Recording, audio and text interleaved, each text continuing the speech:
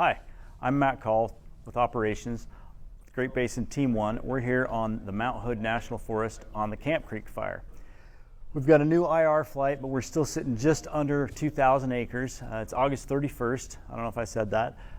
So our acreage hasn't changed a whole lot, but we still do have a fire out there. So I'm going to explain what we're doing with the fire, and I'm going to start outside, and then I'm going to work inside to actually what's happening close to the fire. So I'll step back from the map a little bit.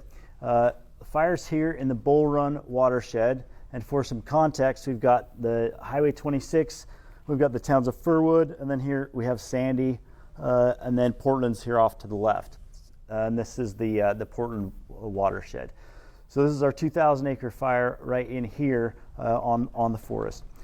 So large picture, what we're doing to protect these communities is we have what's called a structure protection group specialist, and what he's doing is he's supervising some people and helping make a plan by coordinating with all of the fire districts, the fire departments, and law enforcement to come up with plans in case this fire should cross this road. What's the next step? Well, do we start evacuating? What would cause that evacuation? And if we get to the point where we would need to start evacuating communities or protecting structures, he knows where all those structures are, what they look like, and what fuel mitigations we can do, what protections we can put in place where we might need to use the aircraft to help protect those communities. He's also worked quite a bit with Portland on the water treatment facility, and they already have protections in place, meaning they have removed fuels from out around the plant, and they've tried to limit the impact of the fire if the fire should get close to that. All those protection elements are in place, and what that looks like is they've removed fuels from around the buildings, they've put hoses on the ground, they've put sprinkler kits around to keep all of those, the vegetation around wet, and then taken down hazard trees that would have the potential of falling on the structures. So all that is happening outside on the periphery. So we're looking at 1 mile, 2 mile, 3 mile, 4 miles, 5 miles, 6 miles out is kind of where his scope is right now. The next layer in would be what we call our contingency group. Currently, he's working on protecting the Brightwood communication towers. There's at least 3 sites up there. They've got one of those done, and they're doing that same kind of mitigation work. They remove the brush, remove any hazard trees. Basically, what the goal is they try to make it so if the fire comes close to those buildings, it doesn't affect them, doesn't burn the buildings, no trees fall on them. So that'll take probably another day or so working up there. The other thing that the contingency is working on are some secondary and some tertiary lines in case our main protection line doesn't work. And so he's looking at old logging roads, ridge lines where we can put in other control features like a dozer line where they can take the trees down and make another fire line further out here to help prevent the fire from growing. We haven't started putting those lines in. We don't know if we will, but we want a plan in place. And so he's going to put a plan in place, put lines on the maps, and then make lists of resources to order. So bulldozers and falling equipment and hand crews and engines that we would need if we get to a certain point where we need to engage those plans. So that contingency group supervisor, that's what he's doing, is making really detailed plans kind of all the way around here if our protection measures get beyond where we feel comfortable. So that's kind of the big outside picture. On the inside, we have what we call division supervisors, and they're in charge of kind of a piece of pie. So this piece right here is Division Papa. So what he's going to be doing is supervising all of the people that are along this road here. What's happening on the 14 road right now is they've taken a lot of the fuels. That's pretty heavy, dense fuels. The road's narrow. So they've cut all those fuels down to really low brush and removed a lot of the trees, so it's a little bit more open canopy. What that does for us is when the fire comes close to the road, instead of being 150-foot flame lengths in the trees, it's really low and short, and so we have the ability to control it, and there's a lot less likelihood that it's going to jump this road. Because it's not next to the road, one of the things that we're also doing is we're introducing a little bit of fire along that road. We call it a burnout. So we have firefighters out there, hand crews, and they have special devices that put fire down, and we showed you some pictures of that yesterday. And so what that does is allows us to be in control of the fire, not the fire to be in control. So we wait for conditions to be right, and we eliminate all those fuels so we can just eliminate that out of the equation.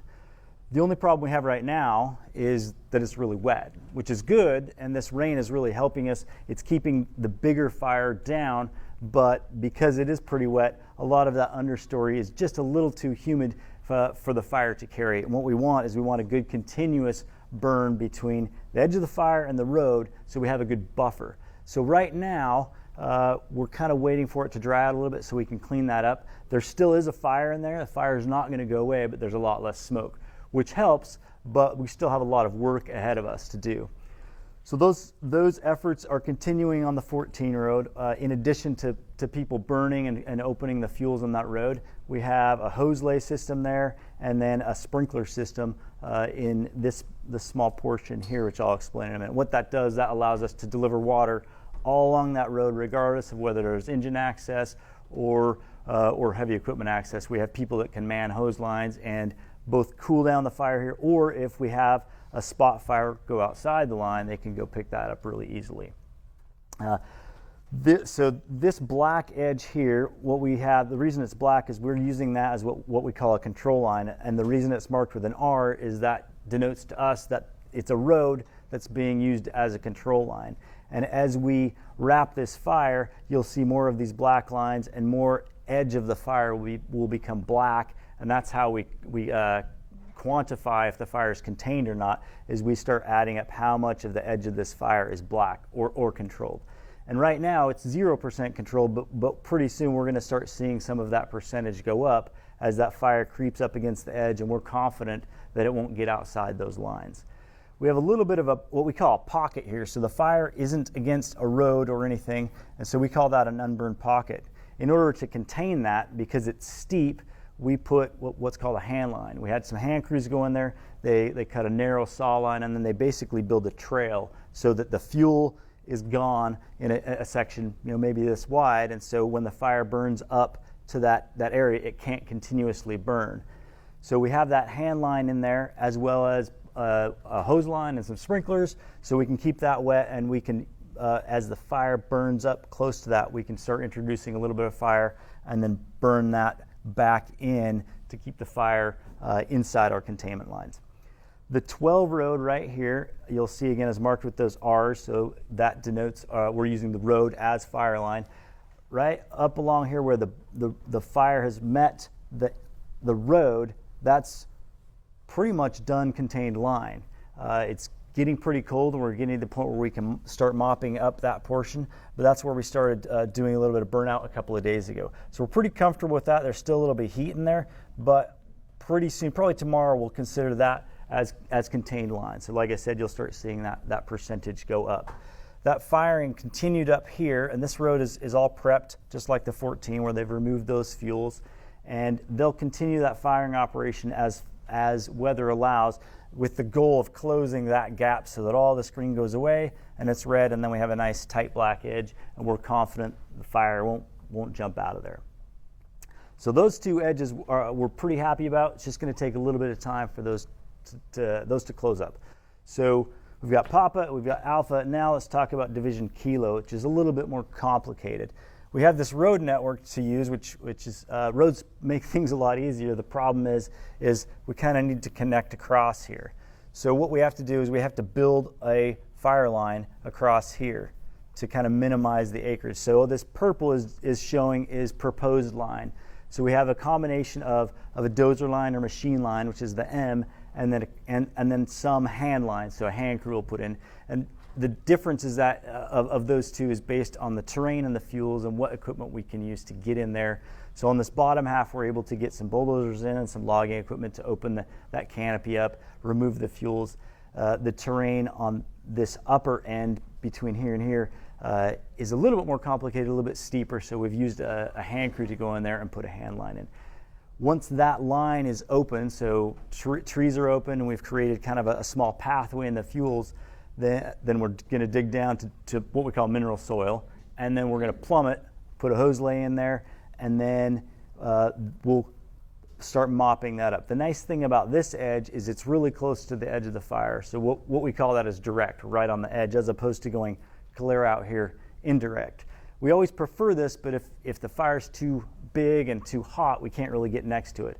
One of the things that's taking a lot of time is the hazard tree mitigations. We've got a lot of big trees out there that have the potential of falling on our firefighters, and we try to minimize that risk as much as possible. So we've taken a lot of time with some falling teams and gone in there and tried to remove those hazard trees.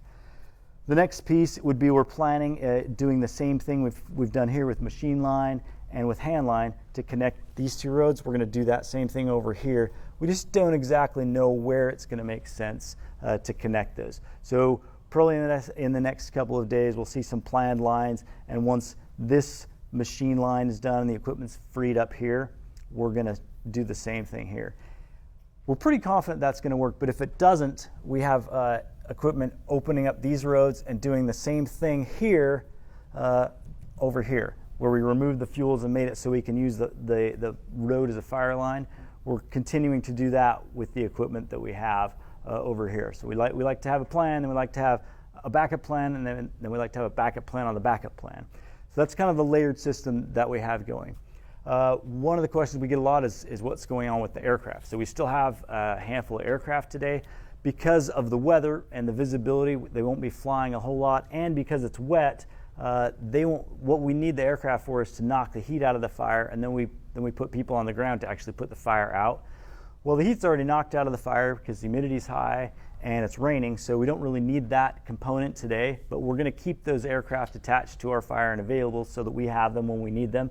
But we probably won't see a lot of them flying today. Maybe one airplane that's kind of we use it as a lookout. It's kind of an air resource for us to kind of watch what's going on to make sure, and then if the air quality improves, he can get the helicopters or the fixed wings, the scoopers, going as soon as we need. So I think that kind of lays out all the different layers that we have going on. We are pretty confident with the plan that we have, and with the weather, we're going to try to take as much advantage of it as possible, but there's still a lot of work out there, and there's still a lot of firefighters out there working hard to put this and keep this as small as possible. Thanks for joining us today.